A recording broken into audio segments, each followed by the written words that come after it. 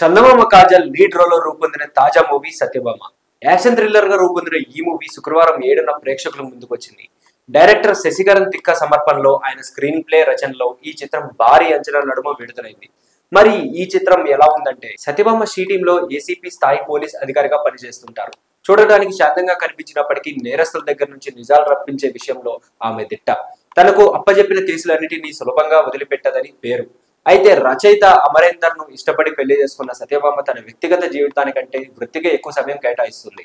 ఇదిలా ఉండగా ఆమె షీ టీమ్ లో పనిచేస్తున్న సమయంలోనే హసీనా అనే ఒక బాధితురాలు గృహ హింసకి అనుభవిస్తూ సాయం కోసం సత్యభామ దగ్గరకు వస్తుంది. నీకేం కాదు, అంతా నేను చూసుకుంటానని ధైర్యం చెప్పి పంపిస్తుంది సత్యభామ.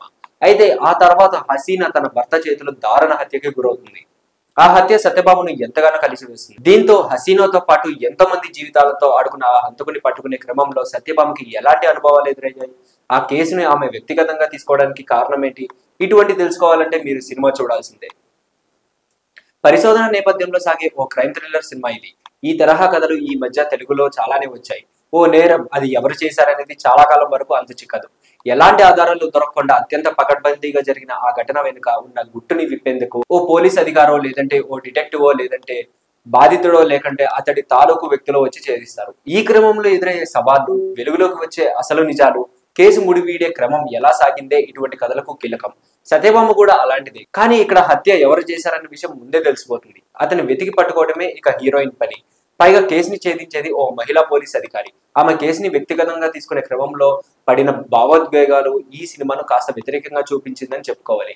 కొత్త కథేమి కాదు, కానీ ఇలాంటి సినిమాలకు కథే కీలకం. మంచి రచయితగా పేరున్న శశికరణ్ తిక్క కథనం ప్రకారంగా తనదైన ప్రభావం చూపించే ప్రయత్నాన్ని అయితే చేశారు.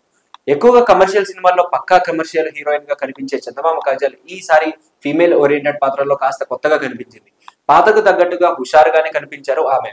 పోరాట ఘటనలోనూ తన కష్టం కనిపించింది. నవీన్ చంద్రతో కలిసి ఓ సీన్ లో ఎమోషన్ కూడా బాగా పండించింది. ఆ పాత్ర మినహా ఇక సినిమాలో మరే పాత్రకు ప్రాధాన్యం లేదు. ప్రకాష్ రాజ్, హర్షవర్ధన్, నాగినేడు లాంటి సీనియర్ నటులు ఉన్నా కూడా ఆ సినిమాపై వాళ్ళ ఎఫెక్ట్ ఎక్కువ కనిపించదు. నవీన్ చంద్ర ఈ సినిమాలో ఓ రచయితగా కనిపిస్తారు. అయితే ఈ చిత్రంలో ఆయనకు నటించేందుకు పెద్దగా ఆస్కారం దొరకలేదు. సాంకేతికంగా సినిమా పర్వాలేదు అనిపించినప్పటికీ కెమెరా, సంగీతం, ఎడిటింగ్ విభాగాలు కూడా మంచి పనితీరుని కనబరిచాయి. రచన పరంగా పలు లోపాలు కనిపిస్తాయి. సుమన్ చిక్కాల మేకింగ్ లోనూ బిగి కొరబడింది. కాళికాదేవి కోపం సీతాదేవిలోని శాంతం అని ఆ సత్యభామ ఆయుధం చెబుతుందని, యుద్ధం చేసే ఈ సత్యభామ ఆ ఆయుధం వదిలిపెట్టి యుద్ధం చేసిందని, ఇలా రైమింగ్ లో కొన్ని డైలాగ్స్ వినిపిస్తాయి. సో మరి మొత్తంగా చెప్పాలంటే ఈ సినిమా ఫీమేల్ ఓరియంటెడ్ లో మంచి బ్లాక్ బస్టర్ హిట్ అవుతుందని చెప్పాలి. సో ఇలాంటి మరిన్ని ఇంట్రెస్టింగ్ అప్డేట్స్ కోసం please do like, share and subscribe to our YouTube channel.